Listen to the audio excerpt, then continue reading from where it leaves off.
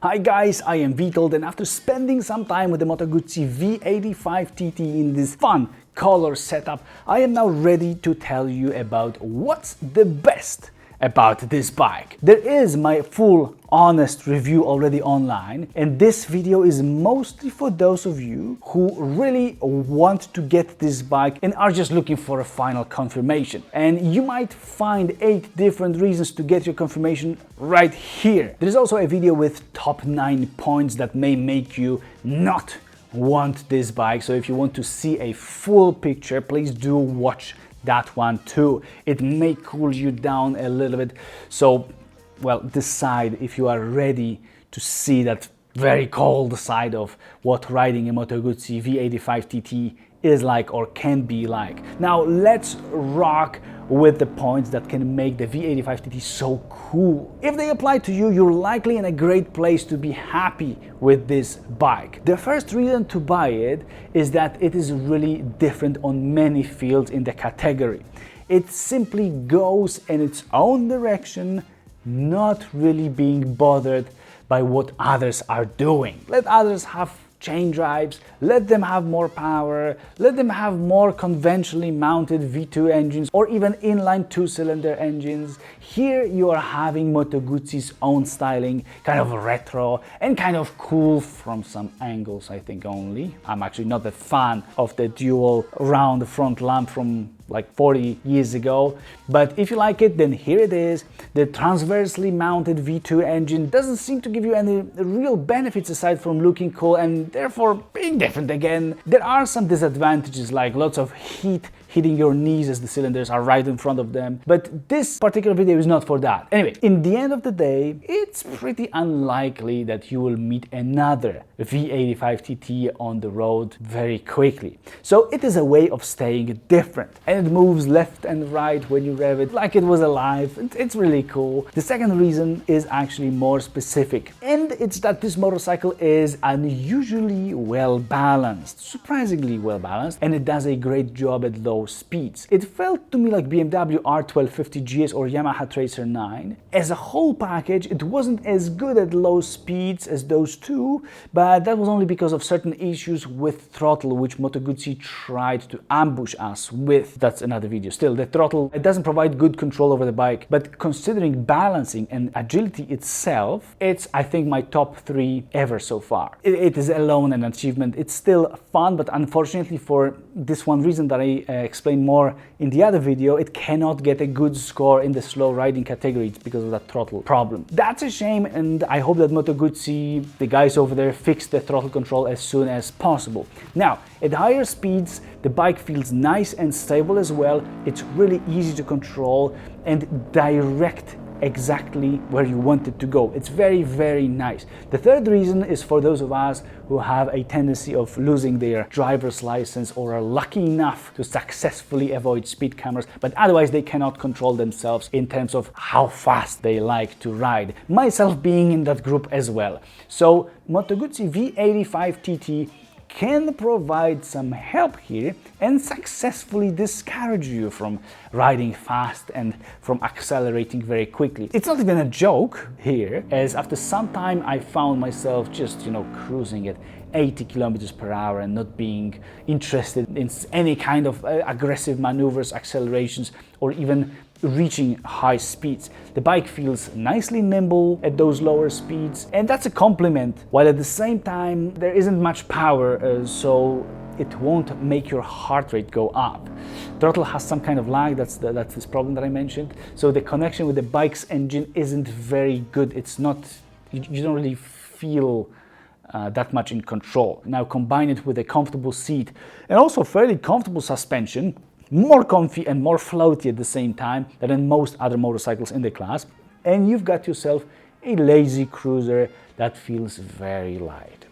It's not encouraging, but in this narrative that I mean right now, because I'm presenting it as an advantage, if you know that you shouldn't ride as fast as you currently do, or know that you would otherwise do, then this is probably a very good choice. So it's not exactly like slowly riding this bike because it feels light and nice at those lower speeds, but because it does all that, and at the same time riding it fast is not as pleasant. So in other words, riding slowly is more pleasant. Look at this tiny windshield, it does nothing. There are other versions and some other taller windshields, so this actually may be improved. The fourth reason for choosing this bike is that it's got a drive shaft. And to me, that is a big thing and a proposition which may win over many clients, as it's the only one with this solution in the lower displacement motorcycles in this whole adventure class. Even out of the big ones, you've got what? A BMW R1250 GS and a Triumph Tiger 1200, the new one. And here in that group there is the 853cc bike with currently 76 horsepower. It is a calming and relaxing solution. It doesn't require spraying. It makes you lazy, but positively lazy and relaxed, but at the same time it's just simple. It doesn't spoil your mind every time you go and want to ride a bike, and it doesn't force you to stop every few hundred kilometers to spray the chain and then clean half of the bike the next day because of all the crap that's flying off of it later after spraying. And I really appreciate it, and it gives the V85 TT an exceptionally mature image, and I don't even mean it looking like a 40-year-old bike at this point. Yeah, it's also mature because of that, but that's another story. This driveshaft solution is not perfect here, as you feel the bike getting up on its toes after you suddenly open the throttle, and that's not exactly reassuring, but it's not a bike with a lot of power, so again, it's all about staying relaxed, cruising, and not having your mind bothered.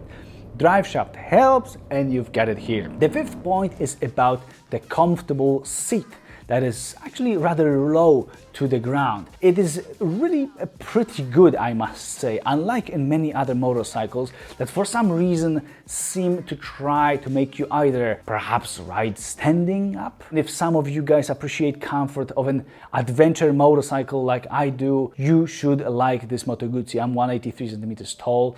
On a Harley Davidson Pan America, I would keep its seat at 87 centimeters, which was the higher position. But here I was fine with the seat at only 83 centimeters from the ground. That was interesting, but well, again, why to climb high if you can climb much lower, right?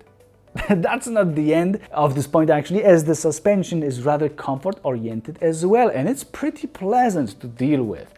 It is a bit soft in the rear sometimes. It definitely floats too much in some circumstances. But if you're not racing anybody, why care? And we know you will not race anybody on this bike. It feels actually slightly like a BMW R1250 RT. So yes, RT it may become so jelly-like as well when riding over some longer elevations, like not small bumps, but some longer, changes in the shape of the road. It's not dumping that quickly, kind of like a super old Rolls Royce. It's that relaxation out there all the time. Still, in other circumstances, it feels pretty solid generally, in turns for example, and it feels planted and quite confident, but rather when the road is flat. It lets you to quickly and quite effortlessly change directions, which is really good.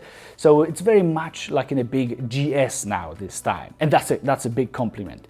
It could be better than it is, but well, it is what it is. In the sixth point, I included a conclusion that I don't come up with nowadays that often, and I believe that the bike is actually reasonably priced. That drive shaft convinces me that they were not saving on big things, and I do like that. I'm not going to mention any numbers as those change like freaking weather in Europe, but I'll use a comparison. The bike is priced like BMW F850 GS and also like Triumph Tiger 900, pretty much in that range, and it's got some things more and some things less. So I would say it's pretty fair, especially that it's at the same time the top adventure model of Moto Guzzi. Well, never mind that it's the only one from Moto Guzzi in this class, and that's why, but still, as a model, it feels like something out of the ordinary. So anyway, yeah, I feel like the value is pretty good. And come on, again, that drive shaft there, that's really cool. All right, but let's move to the seventh reason for buying a Moto Guzzi V85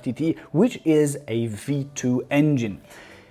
With Ducati, moving some of its models to V4 engines, 4-cylinder ones, from previously installing V2s in them, this setup becomes more and more rare, and we've got to appreciate it more and more automatically. That's my logic here. So here it is, an 853 cubic centimeters, 76 horsepower and around 80 newton meters of torque in that V2 engine that produce this uneven sound.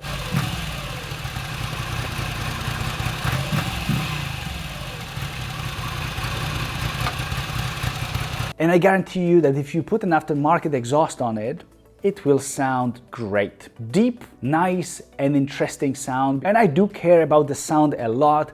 And to me personally, there isn't a better sounding setup in a motorcycle than a V2. Is it mounted like this or is it mounted like this? Doesn't really matter. Now, the last reason I've put on the list is that even though not everybody will like the design of this Moto Guzzi, I tend to believe that it may have one feature of high value, and it's that it may be timeless, and that's because it's consistent with the whole brand's design, and it's no different to what Moto Guzzi have been showing us for years. It's not like a surprising Suzuki v-strom that suddenly was turned backwards into the past. So it's not like a year or 5 years from its launch it will suddenly become looking old.